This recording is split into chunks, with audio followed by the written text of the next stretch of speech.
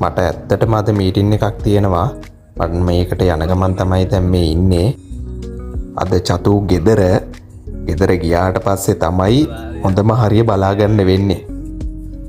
කමක් නෑ මම බොරුවක් කියලා නෑනේ.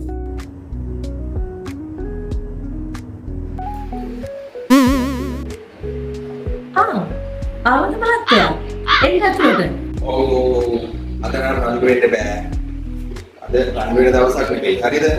ඔයා මාත් එක්ක කතා කරන්න එන්න එපා. නිදහසට කාරණා කියන්නත් එන්න එපා. මේ පේනවද? කොල්ස් කීයක් තියනවද කියලා පේනවද? හරි චතු රණ්ඩු වෙන්න එපා. ඉතින් දන්නවනේ. ඔයා අපි බොස් කියන දන්නවනේ හොඳටම. හරිද? මට වෙන කට්ටිය මොනවද දන්නේ? ඔයා ඉන්නවනේ. මේ ඔව්.